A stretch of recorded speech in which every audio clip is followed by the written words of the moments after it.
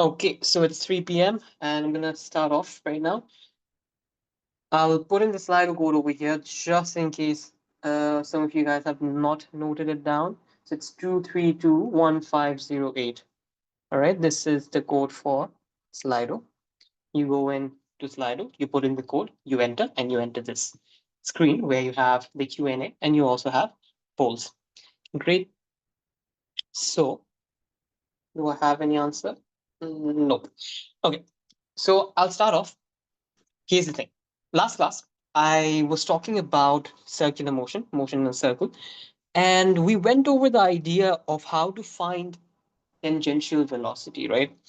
We were working with this arc length formula. We took a time derivative on either side, right? We took a time derivative on either side, and we found that velocity can be expressed as a product of the radius of the circle, right? If this bob is moving around in this manner, I'll use, right? If this bob is moving around in this manner, whatever the radius it is above the center point, we take that, multiply with the angular velocity. That is how much angle it covers per second, right? This is essentially what omega is. Okay, so that is what we use to find out tangential velocity. That is, at every one of this instantaneous point, what is the velocity that the bob has. Now, moving forward with that idea, we did something called a dimension analysis. You learn about this in AS physics, where you break down the dimensions of all of the variables over here, right? Whatever formula you have, you break it down and you see the units of them. What you look for? The units. So when we analyzed, if I present you the question again, is we were analyzing this equation and we wrote down the units, that radius as meters, and omega, the unit is rad per second. Okay. Yeah. So for omega, the unit is rad per second. And we know why that is the case, because it's del theta by del time, and theta has a unit of radian, and time has a unit of seconds. Great. Now, if that is the case, now why do we drop this radian when we say velocity? The unit of velocity is actually meter per second, because it's distance by time, isn't it? I'll let a few people in. Right. So in essence, velocity is distance by time. So it should be meter per second. But we have a rad. And why do we drop it? Because of something called a dimensionless quantity. Radian is actually a dimensionless quantity. What does that mean?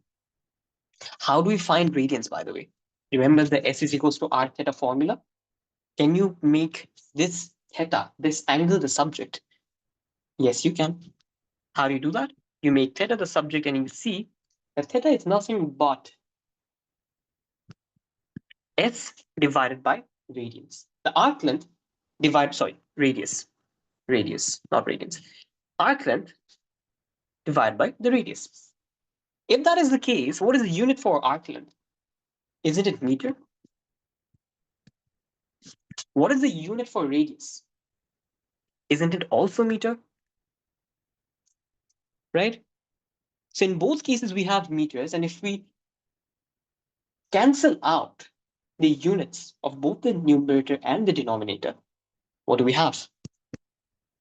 This equation, this expression has no unit. That means it's a dimensionless quantity. Now, that doesn't necessarily mean that radians is not an SI unit of angles. Someone had mentioned this in the last class as the reason, and I don't know if he was on the right track to give me the answer, but in essence, it is not that radians is not an SI unit. It is an SI unit of angle, but it is just that radian is a ratio between two distances. What that does, it cancels out the unit of meters and it becomes just a ratio. So when I was talking about this, I was defining radians over here upstairs. Where is it? Over here. We're taking a ratio between the arc length and the radius, and we are defining radian. Radian, right? That is why we call radians a dimensionless quantity. And if you want to know what dimensionless quantity is in words, it is basically that it has no physical dimension. So you can't really understand what radians is in the physical world, in the real world. For example, distance you can, right? Distance you can. Those units you can understand, right? Weight you can, but radians you can't. Okay. That is why either it has no physical dimension, or it has no fundamental unit. Do you guys remember what fundamental units are? In AS, you must have learned in physical quantities, again, that chapter, we talk about fundamental units. There are 7 fundamental units. There's distance, which is meters. There is kg, which is weight. There's seconds, which is time. There's ampere, which is current. There's Kelvin, that is temperature. And there's mole, that is the unit of how many particles. And there's candela, a measure of light. These are the 7 fundamental units. And radian doesn't comprise of any. So you may ask me, but there are more units than these fundamental units. So what are those? Are those also dimensionless? Not really. The other units that you see, for example, newtons, a beautiful example. Is it a fundamental unit? No, my friend, it's not. But do we still use it? Obviously we do. Then what is this? This is called a derived unit. A derived unit. So of the fundamental units, we derive something called Newton. So Newton comprises of a few of these fundamental units. Does radian comprise of any of these? Does radian comprise of any of these? No, it doesn't. It's simply a ratio. It has no unit. It has no physical essence to it. Okay? That is why when we write down velocity, my friend, when we write down velocity, we simply write it as meters per second. That is the reason we drop the rad. Do you guys understand that? Hopefully you do. Okay? Hopefully you do. I'll admit a few more people. Right. So look, this also leads me to talking about something else. It is not just that only when talking about velocity or v is equals to r omega, and we do dimension analysis and we see that, okay, we can drop rad because rad is a dimensionless quantity. But it is not just in this case. When you are writing omega itself, the unit of omega, you can also drop rad in this case. You can just write it as S inverse and cross out rad. That is viable. That technically, logically is right. If you write in your final answer just S inverse when writing that omega is equal to, let's say, 10, you can just write the unit as S inverse. That is not wrong. But do I advise you guys to do that? No. What I advise you guys to do is always write this. This is what you guys should always write, rad per second. But I'm just explaining to you why in some books, or some textbooks, or you go to university and you study and they say rad is a dimensionless quantity, so it's okay if you drop it. So you should be able to understand what they mean. That's why I'm explaining this to you. Okay? So that's why we drop rad. Hopefully I could explain this to you a lot, right? Do you have any question about this till this point? This is basically covering the last class in some bit. Any question, you can type it out on Slido or unmute lastly. Okay? A few seconds and I'll move on.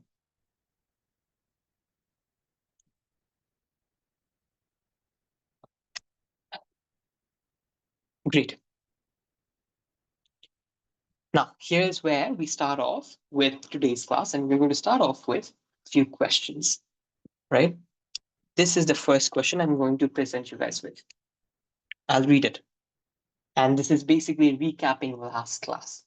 I've made this question up, so the answers may look a bit less pretty, but you guys still can answer. A ball makes 160 revolutions per second. What is the angular speed? So what is the question? It makes how many revolutions around a circle?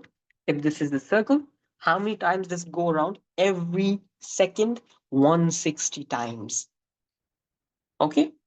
And what is the formula for, omega? It is 2 pi by t, my friend. Time period. Okay. Now, go ahead, do it. I have already put a poll live over here. Answer below. Over here, type in your answers. Really, really, really, really, really fast. Okay. Really fast. This is a very easy question. Okay. Really fast. Give me the answers. What is omega over here? What is the angular speed? So you go to Slido, you search up Slido, my friend, right? What is this? Slido, okay. And the code over here, I did write it somewhere, didn't I? Yeah, 2321508. 2321508. And you press the arrow, and it will take you to the base. Fair. And it will load. This is where the poll section, you put in your answer. Do it in your copy, wherever you want to do in your calculator. Yeah, you can solve it. I hope I didn't show the answer. Anyways, few seconds, few minutes, actually 2 minutes. That is all you need. You have the formula, or let's say you use del theta by del time, whatever you want to use. Doesn't really matter. I'm seeing 0 votes as of now.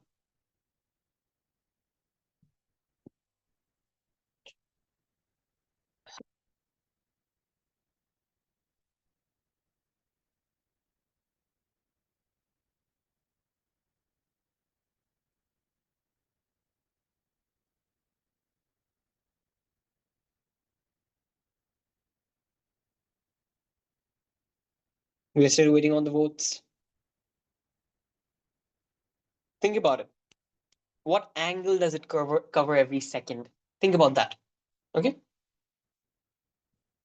And I've made it anonymous for you guys as well to see who have answered what. So later on, I'll release the answers. I have 1 vote.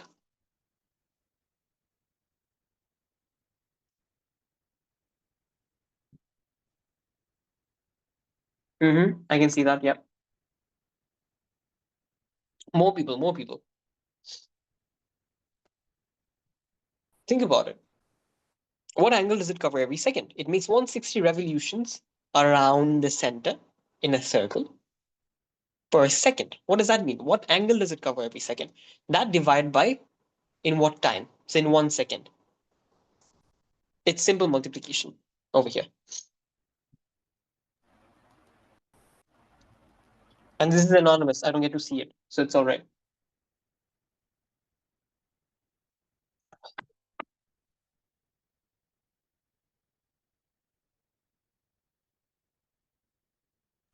Hello, is my mic working? Yeah, it's working. I couldn't join the last class because I was out of town, So this is Yeah, my that's first fine. class actually. Oh, that's fine. I have put up the recording on Google Classroom, so you can check the first class. And this is essentially the formula we need to use: del theta by del time. Yeah, I see. I won't be able to cover the previous class right now, but if you watch the class, you will be able to understand hopefully everything. If you have any question, even next class or end of today, you can ask me any question. Okay, Okay. I have. All right. So I have 2 answers, one typing, and I'll take that and move on. Great. So I have 3 answers, and I'll make the answers public. So you can see what are the answers. See, if you press on see results, you'll be able to see the answers. Now, what is the answer? If you convert this 320 into pi, I'll just give the answer right now. 320 into shift pi 1005. So whoever said that is correct. Okay. I Wrapped up. wrote the answer in terms of pi. That's also correct, right? Yeah, that's also correct. You can keep the final answer in terms of pi. That's completely fine. Rather, that's better because you don't have to get into the problem of 3 SF units. three significant figures. In physics, they're really picky about the significant figures. Significant figures, yes. So that is why it's better to write it this way wherever you can. Now, to explain what we have done over here, the question asks you that what is the angular speed? Okay, omega, right? And it says 160 revolutions around a circle. So it goes 160 times around a circle. And what theta is covered around a circle? 360 degrees or 2 pi, right? So around this entire circle, if I start over here, go forward, come back to the initial point, I have covered essentially 360 degrees or 2 pi radian. Okay. So every second it is doing 160 such revolutions. So every 1 second, my del t is 1, right? How much angle, how much radian do I cover? I cover 160 times 2 pi. And hence 2 times 160, 2 times 160 is what? 320. And you have the pi over here, pi. And 1 doesn't really do anything. Divided by 1 means nothing. Nothing really happens, right? So that's how you get 320 pi. Any confusion with this question? Any confusion with this question? No, sir. Great. Okay, now I will reset this poll and ask you for the next question. There are 3 questions. The poll is still live, and the question is goodness gracious. Anyways, you will be able to see some part of the answer for one of them. No worries. These are the 3 questions of question 2. A car of mass 250 kg, right? There's a car of mass 250 kg, completes a circle in 50 seconds while having a speed, to clarify, this is tangential speed, of 25 meters per second. Find the angular speed, the radius, and centripetal force. Now, I need you guys over here to recall the formulas. First one, you can already see some bit of the answer. So over here, all you have to use is either of these two and choose carefully which one you have to use. So you can start answering right now. So you have to give me the angular speed, omega. Yeah. The speed is the actual velocity the car is moving at, right? Yes, the tangential velocity. So if I give you the formula, v is equals to r omega. The radius times angular speed. Yeah.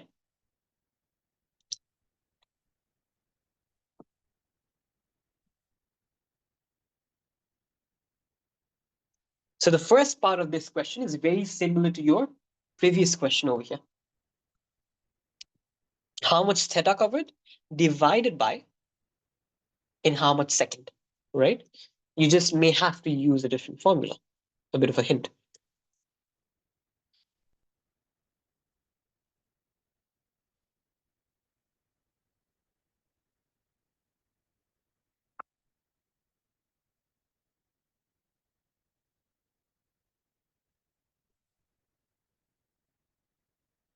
Waiting on the answers.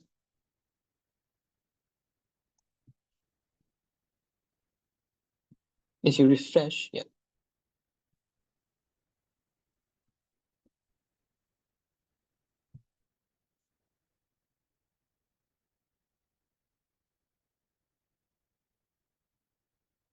Sir, could you repeat the question again? Could I repeat the question? The question is this one. So all of these 3 questions, you start off with part 1. So a car of mass 250 kg completes a circle, goes around a circle in 50 seconds. So completes one revolution in 50 seconds while having a tangential speed of 250 meters per second. Find the angular speed, find the radius, and find the centripetal force.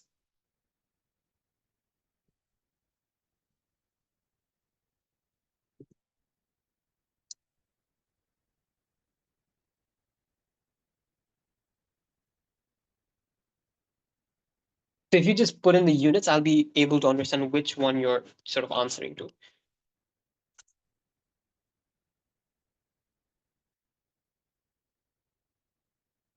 Again, the angular speed, very simple. You have two formulas over here, del theta by 2 pi by time period. So try and understand what you have and what you're working with. The other one is radius. Which of the formula do you think works with the radius, has a radius? Hint, my friend. And centripetal force, well, I'll give you the formula, right? mv squared by r. Okay. If you have listed down this formula from last class, you guys would see this. Great. We have one answer which has all of them. No worries. You can just write pi.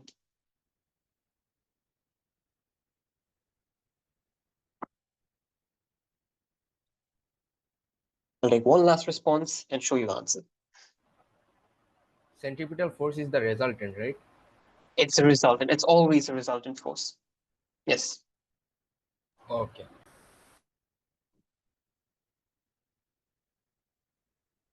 Great. Yep. One more person.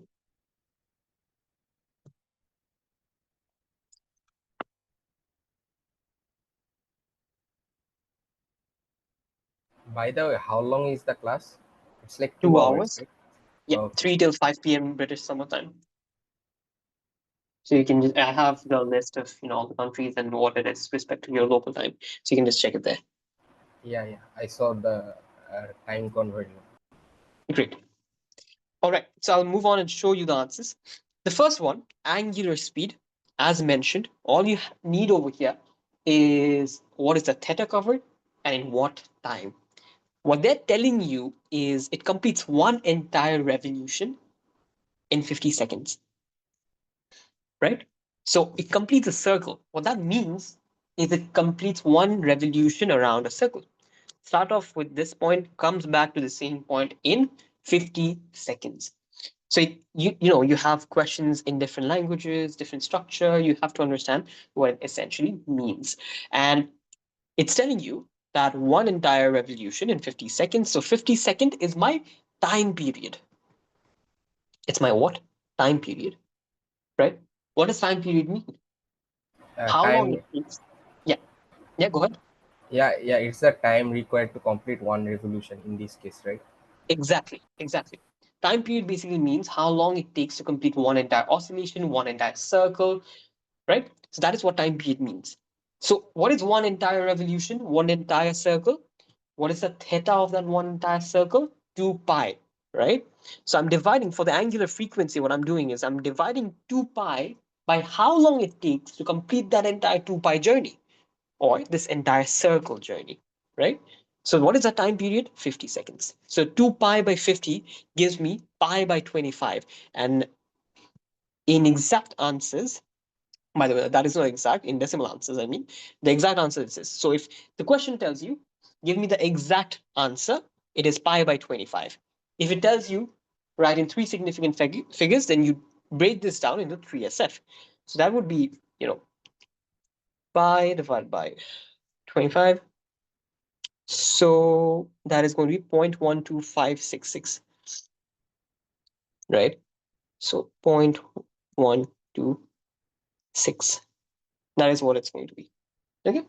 What answers do we have? Omega is 0.126, 0.126. Great, great. So we have a lot of the correct answers. So that is fine. This is fine. I hope this is clear. This part is clear. We're basically using either of these formulas. When do we use this formula? When they give you the time period. When they tell you that one entire revolution is done in this many seconds, you use 2 pi by time period. And when they tell you I'm doing, let's say, 60 revolutions or I'm covering 1080 pi rad in 50 seconds, then you use del theta by del time. Those are the two cases you have in terms of finding the omega. And what about the radius? How do we find the radius? What do we know till now? Till now, what we know is if we respect the v is equals to r omega equation, we have two variable answered already to us. One is the speed, which I told you guys, this is the tangential speed. This is indeed the tangential speed. So I have V, and I also have something else that we figured out in the first question, right? And that is omega. We just figured out omega. And just to let you guys know, technically, when examiners mark your question, if you write your angular speed with the wrong, if you give your answer wrong for the first part, which is angular speed, and you carry that error forward for this second question. So let's say your answer for angular speed was not pi by 25, but pi by 50, and you use that over here in this formula to answer the second question, you would still be given the marks. All your marks would not be cut, technically speaking. Okay, that is what's supposed to happen. Error carried forward is in your mark scheme. Anyways, so now the formula we use is V is equals to R omega. What is tangential velocity? 25, my friend, right? I'll erase to make it clear. So it's 25. I have 25 over here. Sorry, 25 over here. What is the radius? We don't know. That is what we find. And what is omega? We just found out.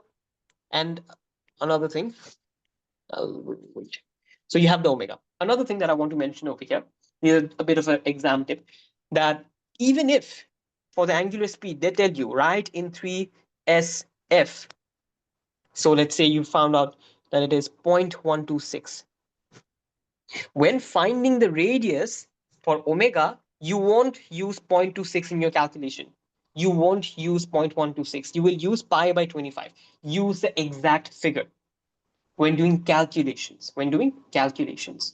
Okay, wherever you can. Okay, so if your answer to angular speed, because they have written 3SF, is 0.126, when calculating V is equals to R omega, what do you write? You would write speed is 25 is equals to R times pi by 25, and then find for R. Okay, what's the problem if you use 0.126 over here? They shouldn't cut marks for this. But if you use 0.126, what essentially happens is your answer gets a bit deviated because you have assumed this figure to be 6. Whereas is it 6? No. Over here, it is 0.12566. So there's an error over here at the third decimal place. Even though for writing your final answer in 3SF, it's correct, when doing the calculation, you're adding an error in your calculation and your final answer may be deviated. So in your calculation, use exact figures. And at the last step, write the approximation or 3SF, right? Is that clear? Any question about that? How we're Yeah. supposed to do calculations?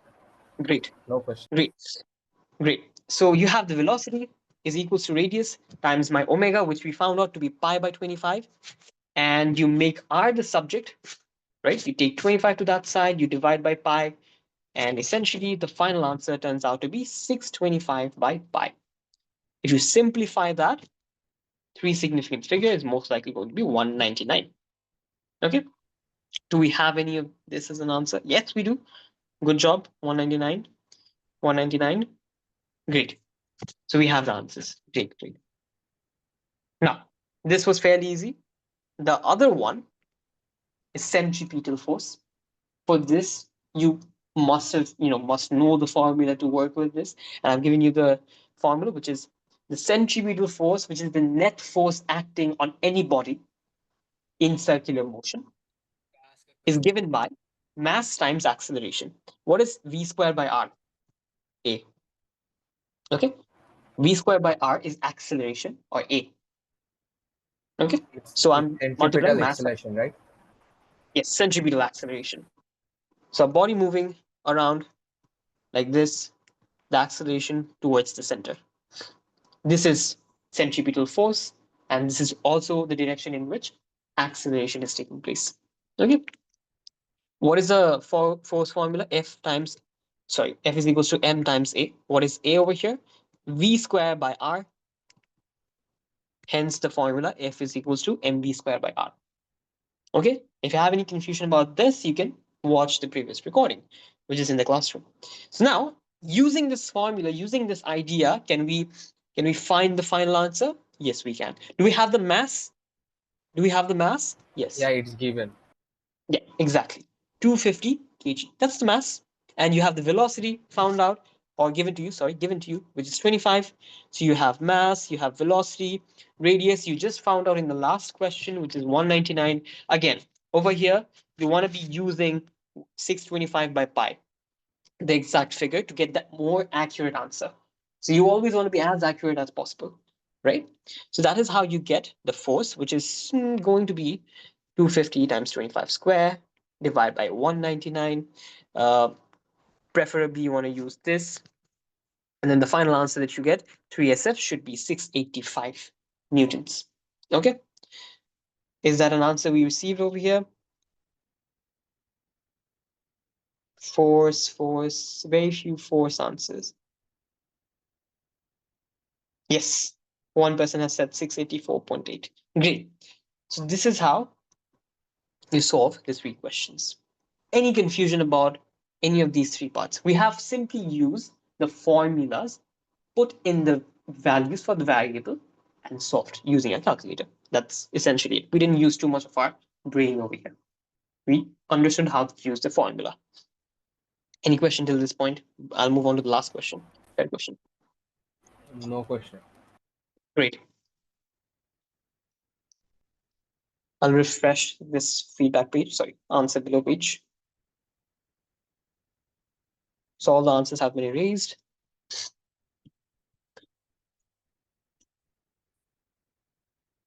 Yes. Now moving on to the last question. This one.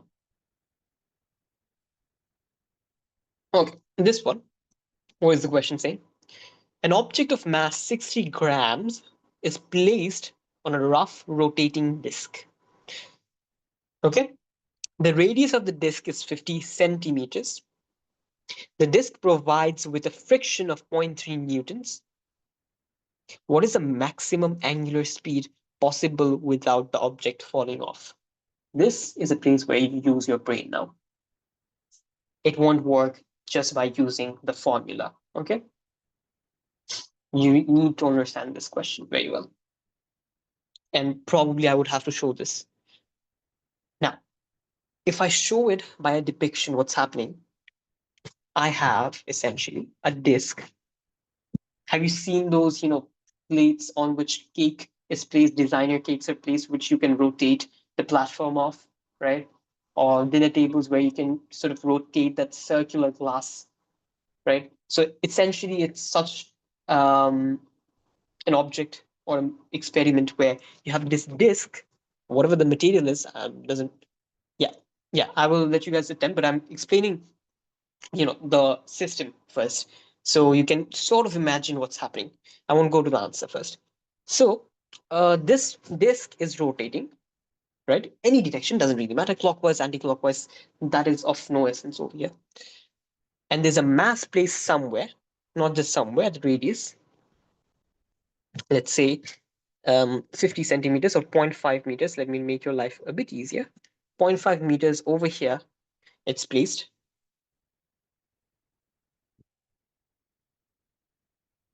Right? And the mass of the object, this object is how much? 60 grams. And now, what is the maximum angular speed possible without the object falling off? Now, what you have to recall back from the last class is what is providing my centripetal force in these cases? Friction is providing the centripetal force, no? Exactly. The Friction friction. towards the center. Exactly. So you have to work with that idea.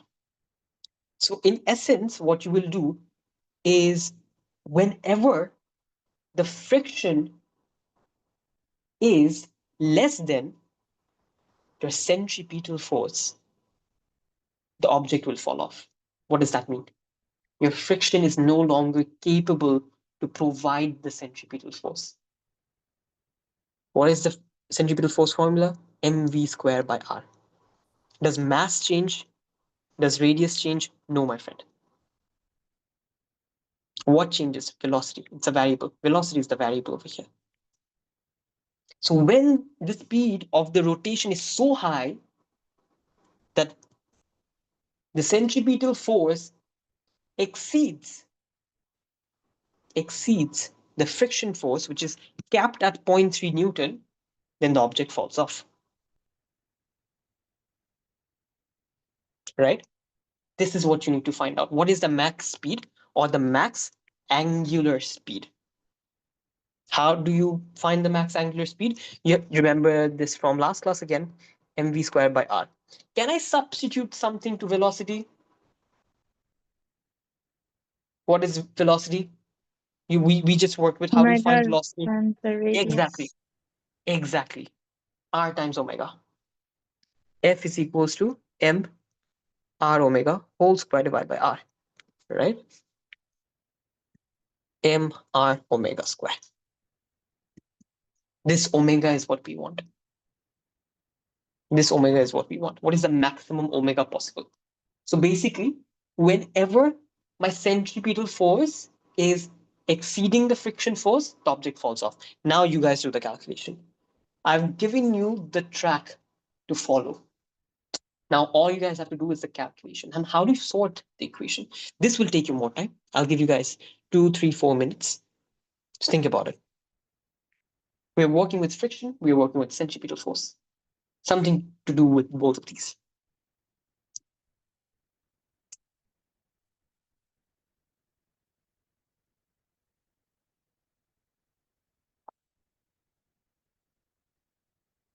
So could you please scroll down a little bit? Uh, Downstairs, it's the answer. So I won't be able to show that. Or you want me to go up? I want to see the question. Oh, you can't see the question? Can you see it now? Yes. Okay, great.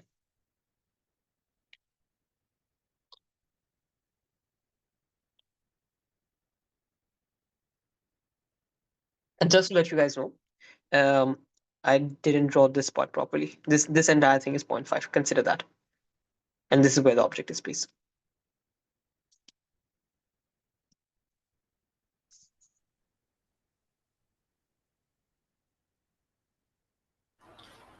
Hello. Yes. Yeah, I think my net cut out. Are we still Yeah, on that question, the circle one? yeah, we are Yeah. still on the third question, the second one. The friction one. The friction in the question is towards the center. Yes, the friction is providing the centripetal force. So yes, Okay. it's towards the center. That is Okay. Let why me do it now. the ball can be in circular motion. Yeah. So in essence, what you guys do is if the centripetal force increases beyond the friction force, this object falls off. Because the friction is no longer providing enough centripetal force to keep the ball rotating or tugged in towards the center. The required centripetal force is more because the angular speed has increased so much, but the centripetal force required has also increased, right? So what you need to put some value at the F, the mass, the R, which is 0.5 meters, and you find omega. That is essentially the calculation we have.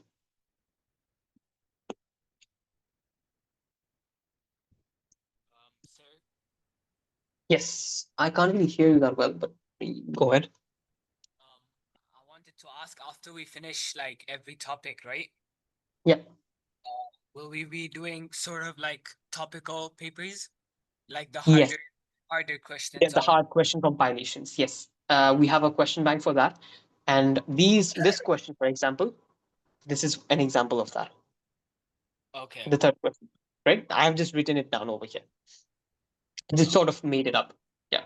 But this is a type of question you'll see in 2007, probably summer or winter paper. 2007, if you want to see that. Summer or winter. It's from there. Similar to that. Now, because Back in then, some past papers, I see some quite difficult questions circular motion. That's why I was wondering if we'll be going through some. yeah. So with circular motion, it comes packed with gravitational fields or oscillation, which is why towards the beginning, I can't show those questions. I have a few sorted out, and this is one of them. And there's 2 or 3 more, which I will show at the end. But you need other topic ideas for you to work through those questions. All right. Okay. Okay. Yes, someone raised their hand.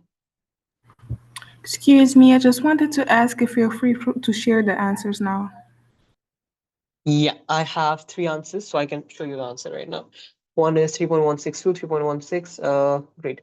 3.116. Great. So root of 10, if we find the answer, root of 10, 3.16 indeed. I think this one was easier than the last one. Took less time. Well, then you have good concept, my friend. That's good. That's good. Because this is typically how hard a centripetal force, circular motion questions will get. There's one more which I will show. You know what? I'll just show it to you in case I can't finish. This is mark this paper. This is a bit more of a concept. So this is again 2004 October November paper. This one is decent question. I would say this part at least. The part two. This was a decent question. I'll be eager to show this one to you. And this is the question that you just did upstairs. A bit of a different scenario. I changed a few things here and there, but this is essentially similar to the one you just did. And this some people find difficult, Yeah, right? without the image, it is very difficult, I think. Exactly, exactly. Without the image, it's hard to comprehend it, right? Okay. That's why I went on with the explanation for how the setting could be. Anyways, now coming to answer, sort of going through the process of answering this question for those who could not answer. So essentially what we did is there's a disk and we placed an object on the edge over here, 0.5 meters away from the center, right? And the centripetal force over here is being provided by what? Friction. So if friction is providing me that force, that is the only resultant force that allows me to be stuck in this circular motion, to constantly change my direction and pull me inwards. So friction is that force. But the friction is capped. The friction is what? Capped. At what? 0.3 newtons, right? Great. So my friction force is capped at 0.3 newtons. But my centripetal force, Fc, if I express it as mr omega square, my mass doesn't change, constant. The radius I've placed it at, constant, doesn't change, 0.5 meters. The only change and what they have mentioned is omega. So what is the maximum omega or angular speed? So if I keep increasing omega, right? If I keep increasing the omega, the rate at which the ball goes around or the disk goes around, at what point, at what angular speed does it fall off? And for that, you equate the friction force to Fc. Why? Because you want to know when the entirety of 0.3 newtons of friction is being used up for the ball to stay in place. So when we do the calculation and I equate 0.3 over here, I'm essentially saying at what angular speed is the centripetal force exactly equal to 0.3. Because if I increase the angular speed beyond root 10 or 3.16, as some of you guys have mentioned, if I increase it beyond 3.16, the centripetal force required increases. So let's say I increase this 3.16 to 4. Now the centripetal force required increased. But who is providing that that delta, the difference in centripetal force, that increased centripetal force? 0.3 is being provided by friction. What about beyond that? Let's say the required centripetal force now is not 0.3, but 0.5. Who is providing me that delta of 0.2? No one. So since that 0.2 of centripetal force is not being provided to me, the ball falls off. So that root 10 is the maximum possible angular speed needed for the ball to stay in circular motion. Okay, there are multiple hard questions that can be formed from this, where, I mean, for that you need ideas for classical mechanics, which you will study in university if any of you guys take physics. For that you need non-inertial frame of reference formulas. Anyways, that's not something we will get into, but that's fun if you guys want to look for videos online. But this is Sorry. essentially, yeah, go ahead. asked, for example, the minimum, what would we have done? In case of minimum, no, there's literally nothing because it can essentially be zero and will stay in place. So they won't really ask you that because there's no logically there's no minimum. It can be zero, so the rotating disk stops, and that is essentially the minimum, Oh, right? all right. So, whenever I'm Yeah. using this formula, I'm finding the maximum angular Yes. speed. When you're equating the force, that is the existing frictional force, you're Oh, finding the maximum possible angular speed because the force can't increase between beyond the friction force, can it? There's no other force acting over here, right? yeah. Great. Yeah. Okay. Someone has raised it. Yeah. Okay. Hello. Sir, please, the formula for the centripetal force that's used, Yes. isn't it like a bit different from the actual formula, or it's just for for the circles for like angular speed? Are you talking about this formula?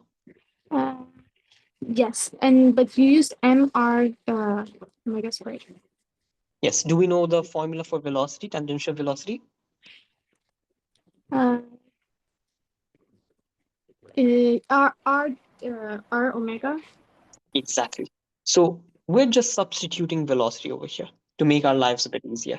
So we substitute v is equals to r omega and say f is equals to m times r omega whole square by r.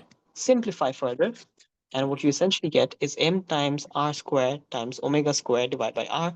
Simplify further, you get mr omega square. Why did we do this? Because we want the omega. We don't really want the velocity, which is why we substituted the expression for velocity so that we directly get omega. Could we not have worked with this? We definitely could. What would we have done in that case? The procedure would be a bit longer. So we would have Fr, the friction force, uh, providing my sort of centripetal force. So we have mv squared by r. So it's zero point 0.3 equals to mass, whatever the mass is, times v squared by r. We make v the subject and we get zero point 0.3 times r by m and root over because there's a square over here. I'm just going through the steps very fast. So now you get the velocity. But do we need the velocity? Not really. So what do? We find angular speed, which is r omega. So now we know velocity, we know the radius, which is 0.5. So velocity is this. Now you make omega the subject. Omega is going to be v by r. Now you find omega. So see how many more steps we have to do for this. So I Yeah. directly substituted in the first place. Okay. Thank you so much. Yeah, no worries. So you can do this as well, no worries. It's just that it will be a few more steps. So preferably you want to substitute or get into the habit of substituting expressions wherever you can to make your life a bit easier, right? That is essentially the answer, which is going to be root 10 or whatever you guys found out decimal places, 3.16. Great. Hopefully I could clear the confusion for this question and we can move on with the new parts. I have a random question regarding Go ahead. centripetal force. Go ahead. Uh, if the centripetal force required is greater than the friction, the thing will just skid off, like it will not Yes. travel in a circle. Will it skid off? Basically, what you're saying is if the object is here, will it just fall off like this or Yeah, will yeah, it go like exactly. this? So which Yeah, one do you it's think like, will happen? yeah, it will probably slide off the circle. Yes. So the tendency of this object will be that it will want to move on in this direction, but it is also being pulled outward, right? So it makes this sort of spiral Yeah, yeah, falling out, exactly. right? This is So similar that to drifting in racing cars, right? exactly. It's very similar to that. That is essentially what happens. And those are sort of questions that can come your way as well. Race Yeah, car questions. yeah, I got one in my test. I gave one earlier. Also, another Great. So question: you yeah, go ahead. what if, yeah, what if the frictional force in this case is greater than the centripetal force? What will happen? Nothing happens. It keeps in sort of, let's say my angular speed is less than 10. That is essentially what you're saying. Root 10, sorry. So let's Yeah, say it is root over 5 rad per second, right? So in this case, what happens? It remains in circular motion. Nothing happens. It doesn't budge. So it has, that is the cap. So zero point 0.3 is the cap. Right now, yeah, yeah, due to the less angular speed, it is not using all of the frictional force. So this is the maximum frictional force that the platform can provide. Right now, the frictional force is less due to the less angular speed. Okay. Yeah. So what's happening is, since my angular speed is less, my centripetal force is less, so it requires less friction force. So Oh, it's just the platform just provides that much friction force, oh and yeah, it this is remains in because motion. friction has a cap, right? It has like a limit. Exactly. You would study that in mechanics, Yeah, yeah, either I did in mechanics. yeah. Yeah, so I So know. from that you would get the idea, right? Great, perfect. So now, hopefully, we can move on. We have spent 50 minutes, which is a bit more. But anyways, no worries. We will probably finish this much. We may be left off with one part. Let's see. Now, these will get a bit more complicated as we proceed. Now, horizontal circles and resolving forces. I have initially already given you guys a pointer that there are two main types of motion, circular motion. One is where the object sort of goes around vertically, vertical to the Earth's surface. That is called vertical circular motion. So you've seen that experiment where someone is sort of, tying a string to a cup of water and spinning it around vertical to the Earth's surface to show that the water doesn't spill out at the right velocity. So if you spin it fast enough, the water doesn't spill out. And that is an example of vertical circular motion or non-uniform circular motion. And what we are explaining over here right now is horizontal circular motion. Or let's say I have a plane or Earth's surface, this is Earth's surface, and a car goes around in a circle. So the car goes around in a circle over here, sort of racing around about this center point, and this is uniform circular motion. Uniform circular motion. And this vertical example is non-uniform. Why is that the case? Two essential reasons. The main essential reason is velocity in vertical circular motion keeps changing. This Bob over here, this friend of mine, keeps changing its velocity throughout this journey, keeps changing its velocity, not just the direction in this case, not just the direction. So it's not that I'm saying the direction keeps changing, hence the velocity changes. No, in vertical circular motion, the magnitude itself changes. So that's when the vertical circular motion is called non-uniform circular motion. And what do we know about F is equals to mv square by r? This is centripetal force. If my velocity keeps changing through the journey, my centripetal force also changes. Which is why these are the two reasons my vertical circular motion, which you will study ahead. Where is it? This is non-uniform. That's why it's called non-uniform. But in horizontal circular motion, that doesn't really happen. My velocity through the journey remains same. Hence, if velocity keeps itself constant, my centripetal force through the journey as we go around remains the exact same. Right? That is why it's called uniform circular motion. That's the simple distinction I sort of explained over here. Is that necessary? Yes. Conceptually, it is necessary. Now, moving forward, what's happening over here? We have a bunch of arrows, and I want to explain to you guys. I mean, this is a bit of a banked road. So if you guys have seen the example where this surface, right? So the car goes, there's a theta over here.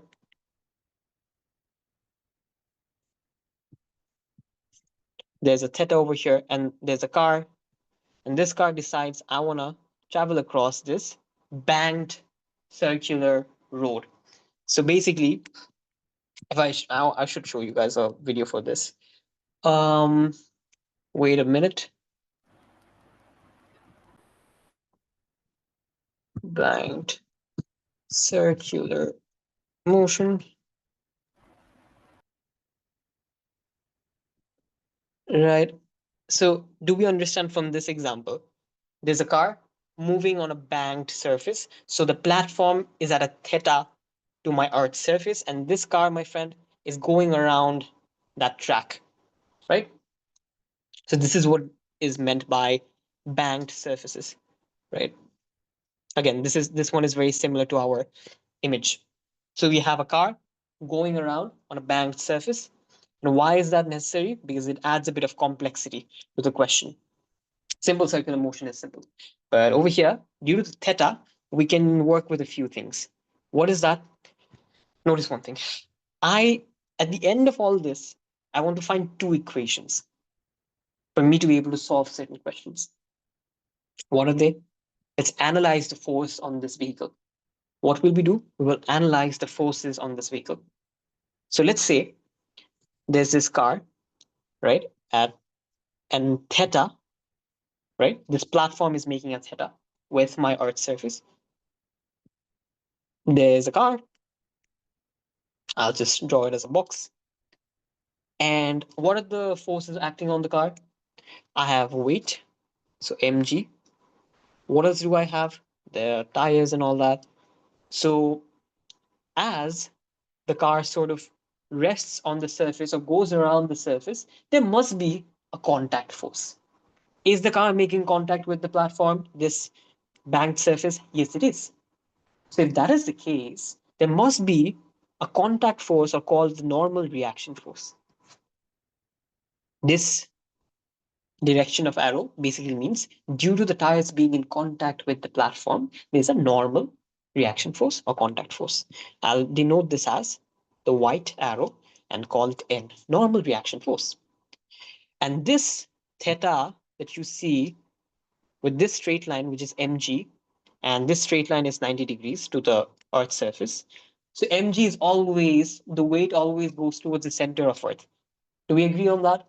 Hence, the mg or the weight, direction of weight is always perpendicular to the Earth's surface. So this one is 90 degrees, no worries. And this extended line is also 90 degrees to my Earth's surface. Okay. Now, if I draw and extend this, what is this angle over here?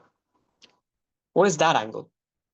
If you have studied mechanics, you would sort of know by now that if there's an object, for example, on a banked surface, on a slanted platform, and there's weight over here, and I draw a line perpendicular to this banked surface, so this is 90 degrees, this theta is the exact same as this theta. Now that's, my friend, a geometric proof, which, I mean, I could show it to you guys, but I have to draw a bunch of angles and write a bunch of formulas to prove that to you. But if you just take my word for it right now, this theta, what is this angle? Exactly opposite, vertically opposite angles compared to this, right? Compared to that, this theta is exactly opposite. So this theta and this theta must be equal. And I am telling you guys that this theta and this theta is also equal. So if you just believe me on that for now, without the geometric proof, we can move further with the question. So essentially, I'm just telling you guys, whatever this is, if it's 30 degrees, this is also 30 degrees. And if those two are 30 degrees, if I extend the line over here, this is also 30 degrees. Okay, because vertically opposite angles. Now, if that part is essentially clear, if this is theta, both angles are equal, I can move on with other forces. So I have mg acting, and I have normal reaction force exactly perpendicular to the slanted surface. Now, these are essentially the two basic forces acting on my car. Now, I can, using the theta, find other forces acting on this body as well, as in the component forces, not other forces. This N will break down into two components. If you have done vector analysis, right, finding components of a vector, you will relate it to that. And you will say that this direction, my force is going to be what? N cos of theta. Can we agree on that? Yeah. Yep. And the reason for that is pretty simple. Whenever you have, this is again a geometric proof, whenever you have the arrow or the side closer to the theta, right? Whenever you have a component closer to the theta, that will be the cos theta. So this component, this perpendicular component, if you follow my arrow, this one is closer to theta, and this is going to be n cos theta. And this component is farther away from the theta. This will be the sine component, sine theta component. So n sine theta. So essentially what we have done over here is we broke the normal reaction force, which was perpendicular to my banked surface, to my slanted surface. And we broke those two down, sorry, that one force down in two components. One exactly perpendicular to the Earth's surface, that is this one, and one exactly making parallel with the Earth's surface. So this one, the sine theta, is exactly parallel to the Earth's surface.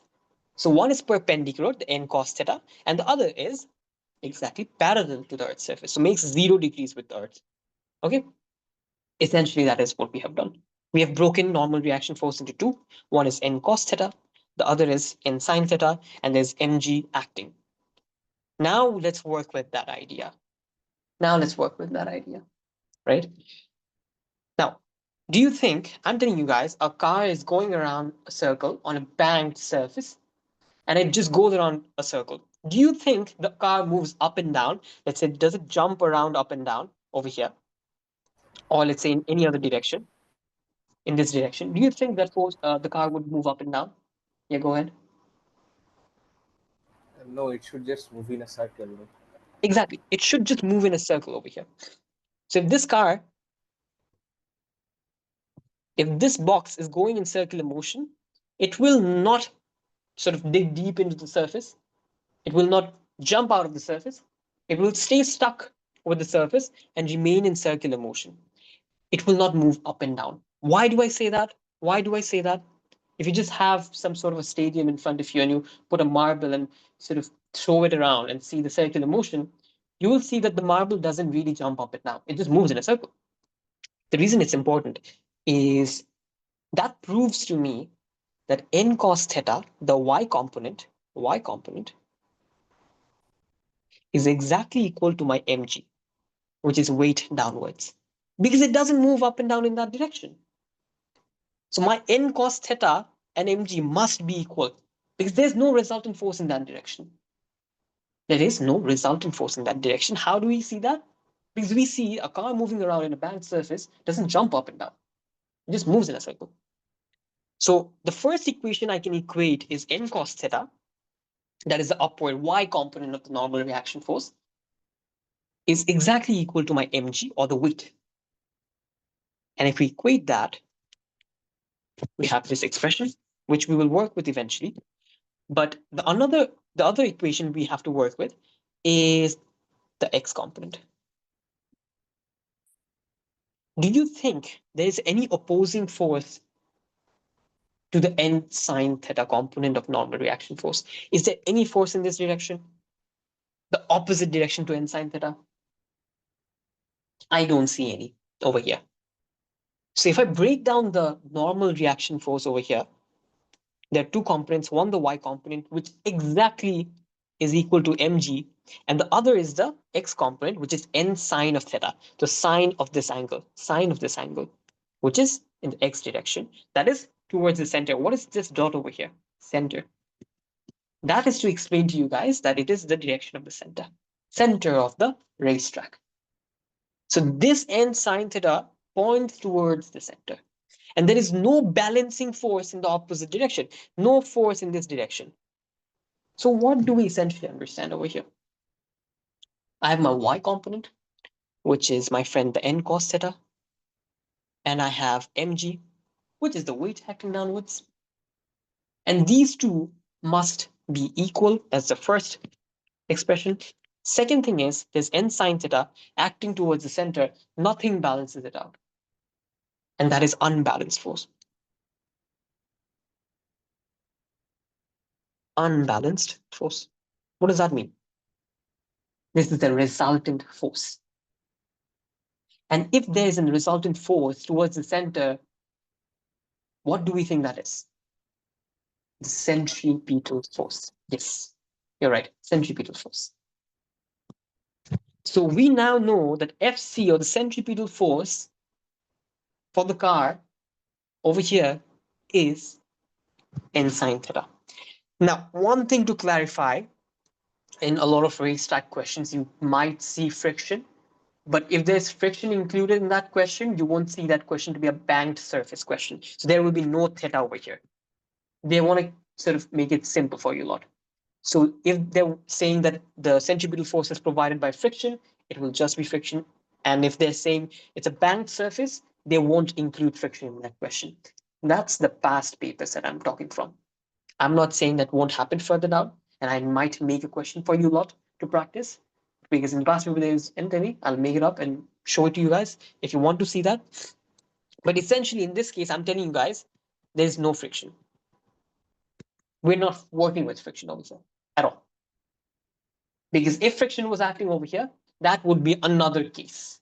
Because we would have another force contributing to the centripetal force. Do we get my point? That's why we're not working with friction over here. We want to make our lives a bit easier. And essentially, they'll either give the banked surface question or the friction question, right? So that's why I'm not including friction. So now, as we work with this idea, we have a very simplified version of this system in terms of equation.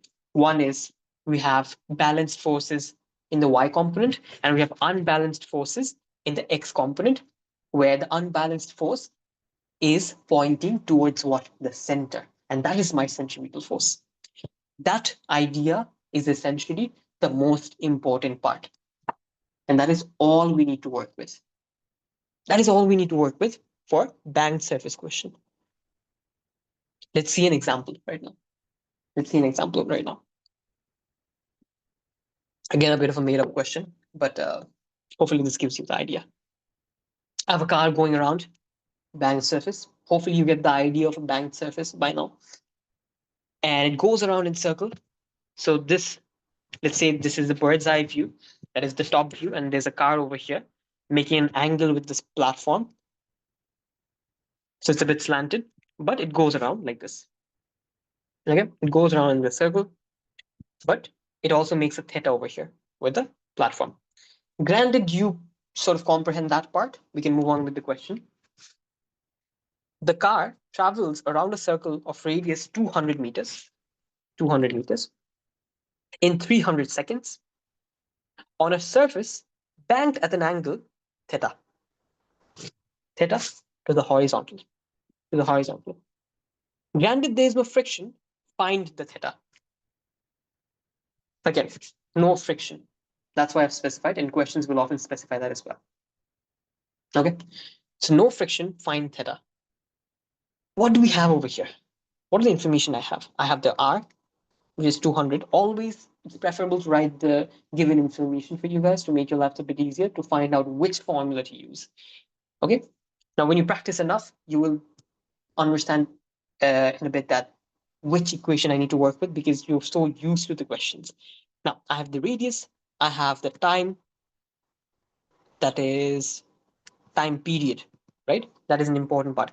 It covers one entire circle in 300 seconds. So this is the time period, time needed for one entire revolution. So 300 seconds on a surface bank at that angle, theta we don't know. No friction. Do we know angular speed? No, we don't. So essentially, that's where we want to start. Why do I say that? The reason I say that is, can we find the velocity r omega? Not really. We don't have the angular speed, so we can't really find the velocity, because if we found the velocity, we could have used mv squared by r, right? We don't need to use f is equals to mv squared by r. They just want to find the theta. So in the case that they want to find the theta, all we would essentially need is, we do need the force. So for the velocity, what we're going to do is we're going to use v is equals to r omega, but before that we need the angular speed. So essentially we find the angular speed first, and then we equate to velocity, and we find the velocity, and then after finding the velocity, we equate that to the force equation. So the force equation comes at the very end. right? And there's another way to work around this, that is F is equals to mr omega square. So that would be an easier way to do it without having to find the velocity that we did upstairs over here. Where did we do that? Over here. So we used mr omega square directly without using the F is equals to v square by r. So we could have done that, but it's up to you in what steps you want to do the question. It's not a problem. It's not going to be wrong. It's going to give you the same answer. So to start off, the first thing we need to find out is the omega. Now that is essential to finding both the velocity or the force directly. And why do we want to find the force? Because notice over here, when we do the breakdown of the forces, we get to include theta, right? So when we do the breakdown of the force analysis, the direction of the forces, we get to include theta in our equation. How? Because we sort of balance out the y component. And for the y component, we get a theta over here, which is essentially the theta at which the surface is banked. So there we include theta. The other place we include theta is the centripetal force itself. And that equation itself, mv square is equals to n sine theta, includes the theta as well. So at the end of the day, we need to find the force, right? Since we need to do that, we need either the velocity, or we can directly work with omega, the angular speed, and substitute v is equals to r omega instead of v. Two things we can do. Let's start off with one of the steps, that is finding the omega first. Let's find the omega first. How do we find the omega? What is the angle traveled in 300 seconds? The entire 2 pi radians, right? 2 pi. And what is the time period for that? 300 seconds, right? So we just equate that. We find the final answer, which is going to be pi by 150 rad per second. That is the angular speed. And if we find that, can we move on with finding the velocity? I mean, this is a bit long, finding the velocity, and then we could have used v is equals to r omega over here and directly found it. But anyways, the way I've done it before, I'll just go in with that flow. So we're equating omega over here and finding the tangential velocity. So this is the radius, this is the angular speed. We find the product, we find the tangential speed. Do we get that? Hopefully we do. So we have found out omega, we found out tangential speed. Why do we need tangential speed? Because we want to find out the force. What force? Centripetal force, for which we need the velocity. Or you could have directly plugged in F is equals to m r omega square. Either of the two. So now that we have tangential speed, let's work with the equations we have. What's the first equation we have? Can we equate the y components over here? It's essentially, coming back to this depiction, the n sine theta, the normal reaction force, has a component in the y direction, which is n cos theta. And what does that equal to? My mg. So it's the same setup. It's the same setup. And even in this case, we will be writing the same equation. Nothing has changed. Nothing has changed. Only theta can be different, but the setup is the same. It's still banked at a theta and still going in circle and no friction. So nothing has really changed except for the theta.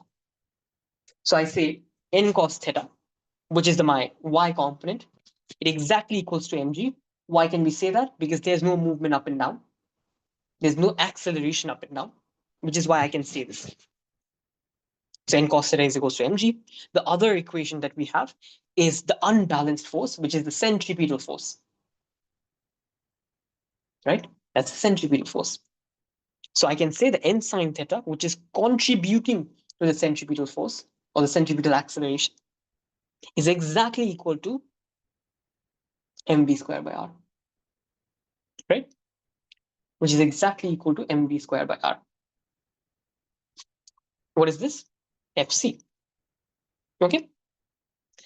Now, if we go on with this, these two equations, There's one thing we can do to find theta. There's one thing we can do to find theta. The reason we need both of these equations, you can tell me that, okay, I have this equation. Can't I just work with that? Not really.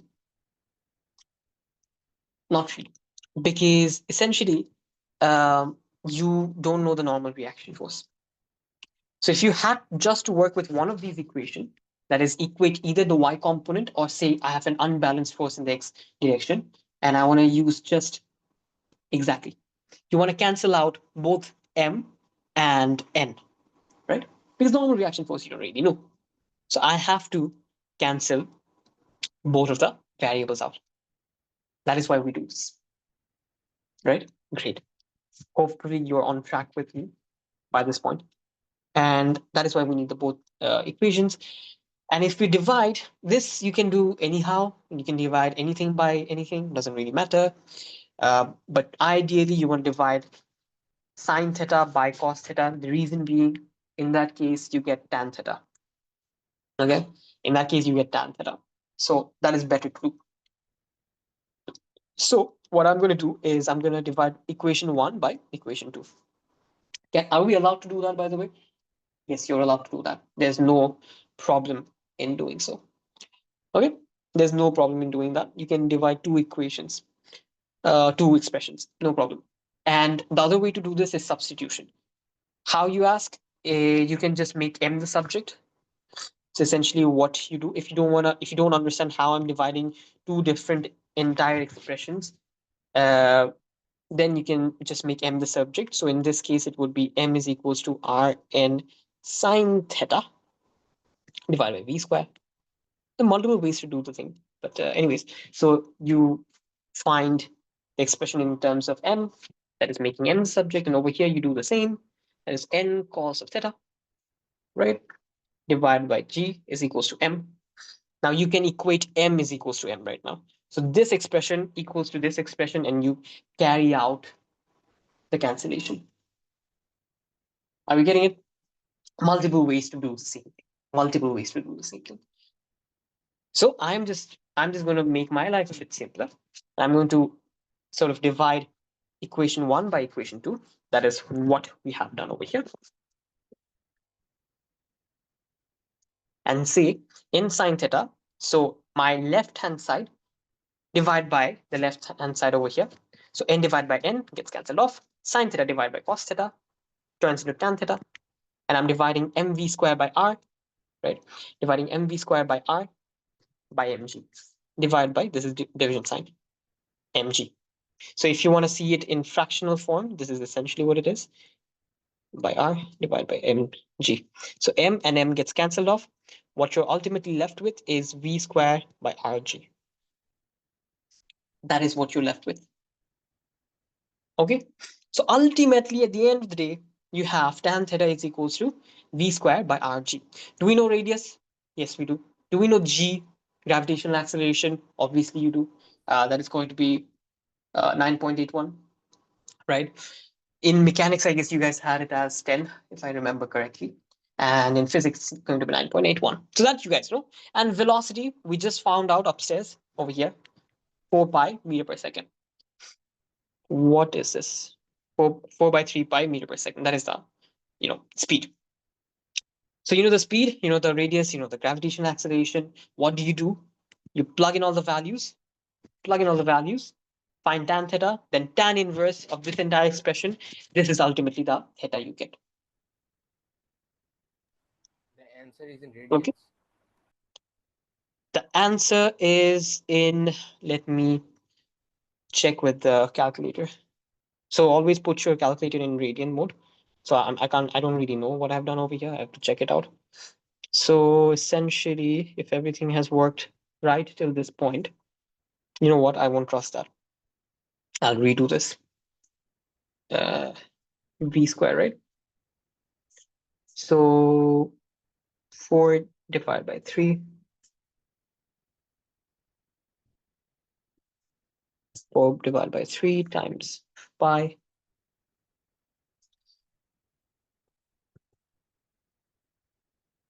whole square This is very long. Okay. Okay. And we have R. What is R? 200. 10.81. Great. Shift inverse.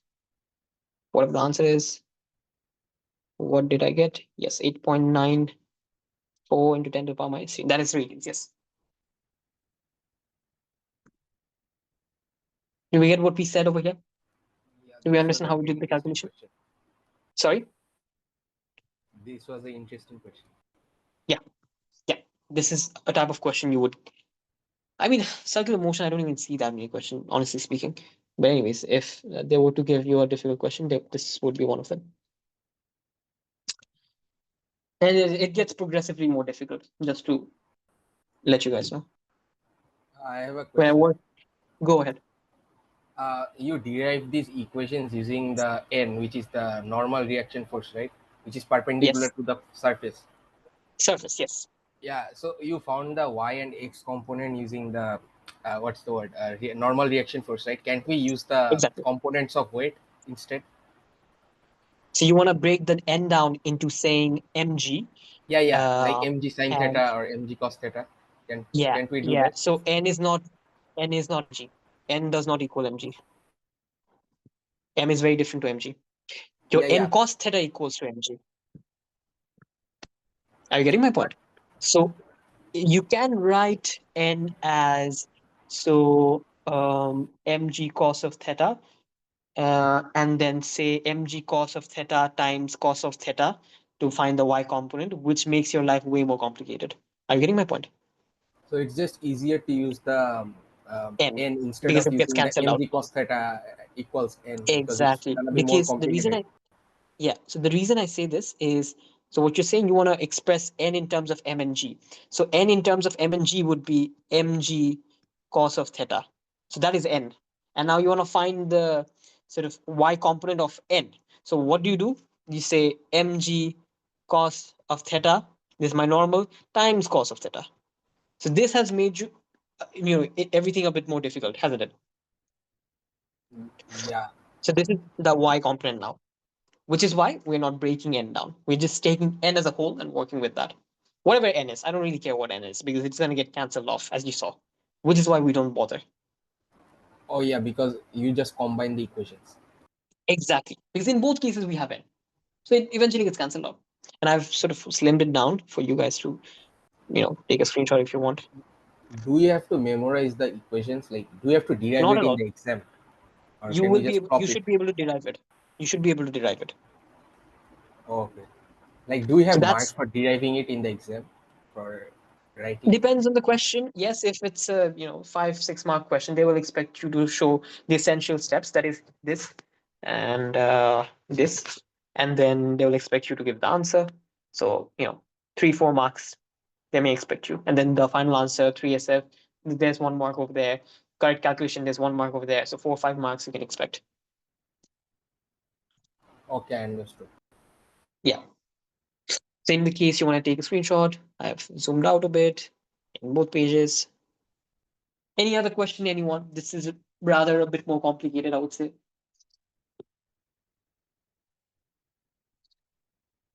If you need more time to process all of this, that's fine as well.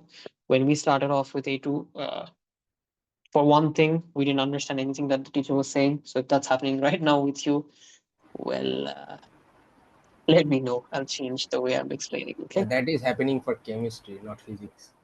Really? Yeah, chemistry, I'll say that when we started off in AS, the worst part was the jump between IGCSE and AS.